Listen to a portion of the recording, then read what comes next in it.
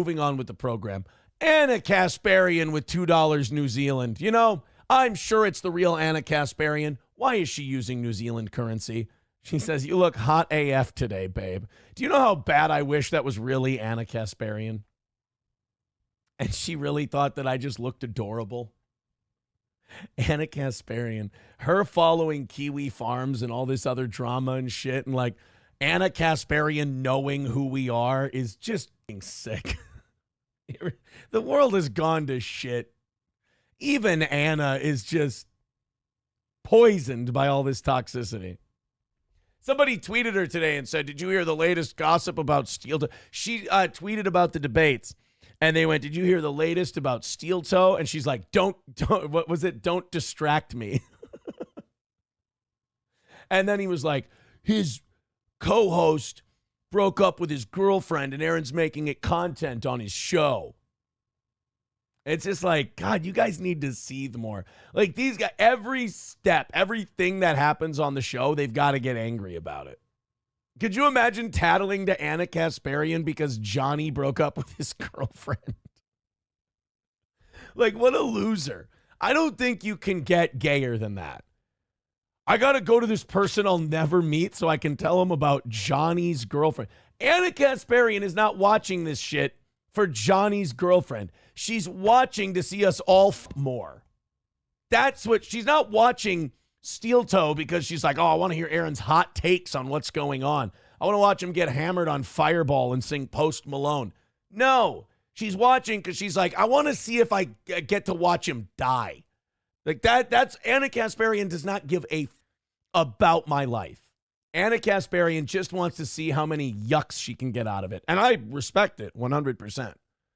But like to go on Twitter and like, I hate Aaron so much. Do you see what he did with Johnny's breakup? He made it a segment on his show. Anna.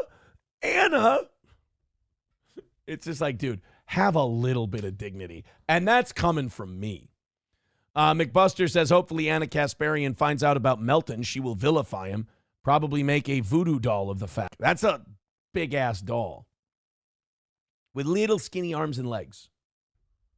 Just make it a giant marshmallow. Wild Saffron says Anna Kasparian is laughing because she has to sit next to another non-practicing lawyer every day, and he smells like bacon grease. Oh, Anna. Poor chink. Buffalo Jockey says, why do you pay attention to social media drama after the show? I don't, but I do come down here to prep before the show, and I do have to go on Twitter to do some of my show prep, and, you know, I got ears, Frank. I hear things. Snowcat Tish says, SP is making the grocery list. Yeah, your dad's right. Married by Christmas. No, SP had a little work thing today, and on her way back down, she stopped over. We hung out for a while. She brought me an iced tea. And then she goes, hey, getting a little low on some stuff. And she just, she starts making a few notes. And then we're going to watch the Vikings game on Sunday, and we're going to do some things. We got a date night planned for Saturday. Ooh. And she was just making a list of stuff we need to get for our Vikings day and everything else. And, should be kind of fun. So people are saying, you're going to be married by Christmas. I'm not going to be married or engaged by Christmas. I promise you. No married or engaged by Christmas. It's just, I'm enjoying myself. I'm having a good time. Can't you be happy for me that I'm happy? I don't know.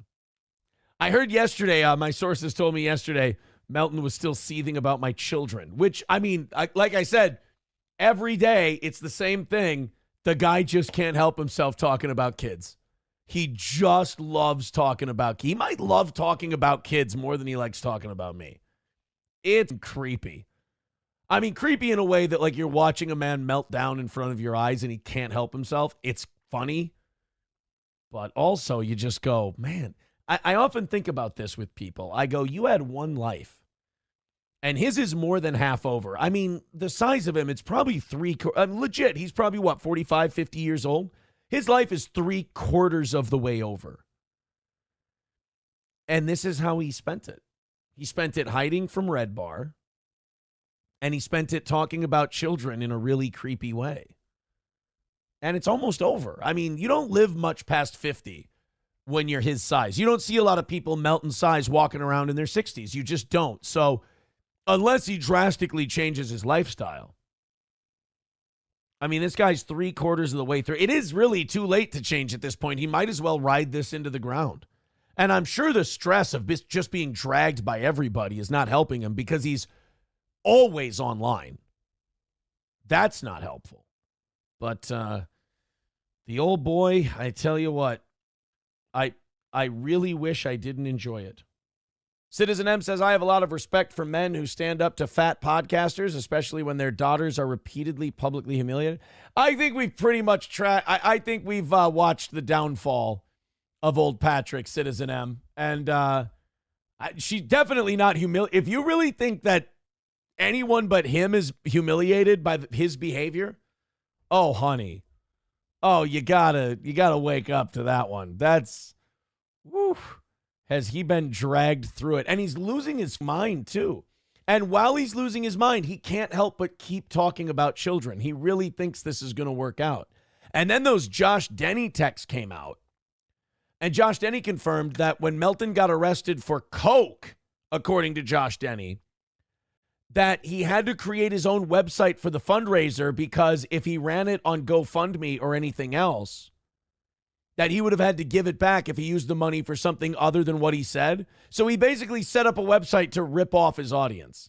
Josh Denny has all the goods. And this guy was making like 10 grand a month on his podcast at one point, which I highly debate. He probably told Josh that, and Melton is a proven liar. And Josh said he didn't get a dime. Didn't get a dime. So, well, it makes perfect sense because Melton has burned bridges with everyone he's ever worked with. I mean, Melton burned the bridge with Denny. Brennan can't stand him. Chad can't stand him. A lot of these other, those gay Dabbleverse people can't stand him. I mean, it's just, when a guy shows you who he is, you got to believe him. And he's got a real problem with that kid shit. That's for sure. Look. Lord knows I got my own problems. I'm really glad I'm not him. Really. I will say this. I do have to give Citizen M some credit because he's been a lot quieter on defending that fat creep Melton. And for good reason. For good reason. I think he knows that it's looking like a pretty untenable situation at this point. I'm just glad that he's had this meltdown these last couple weeks, and I really haven't pushed any of it forward. I've just watched other people talk about it. And he's like, fucking Aaron. It's like, thanks, buddy. I'll take credit. Sam Show says, well, Aaron, Citizen M now has a thread. What? Citizen M has a thread on Kiwi Farms? He's not deserving. No offense to Citizen M, but he's a fan of podcasts. And that's it. Oh, okay. Sam Show says that's why Citizen M is so quiet. Oh, really? He's got his own thread on the farms. Now I don't feel special having my own thread. If Citizen M's got one, now I don't feel sexy. J Bra says, I assumed the only Denny Melton knew sold moons over my hammy. Yes, but if you're a cop, can you remember what you ordered there? That's the true question. They're calling out Citizen M's. They're calling him Citizen MAP. Sam Show says he did. He got a thread for being a stupid gay F word. Oh no. Play nice with the farms, man. Like if you play nice with the farms, you know what they're gonna do to you? They're gonna make fun of you when you look stupid. And look, you deserve it. You look stupid, you get made fun of. That's the way it works in life. You can definitely tell all these internet podcasters and internet personalities who didn't get their balls busted when they were growing up and didn't have friends where you all just fucking shit on each other. Like Patrick certainly didn't. Citizen M didn't. Because these guys go on the internet and people goof on them for being retarded and they just go, what? No, that guy. Meanwhile, I've been doing my share of retarded shit in the last year or so. And then Kiwi Farms goes, it's Aaron, he's being a retard. And you're like, yep, being a retard. And then you know what the farm says? They go, and Aaron's still a retard. I have not changed my opinion. But at least he admits he's a retard.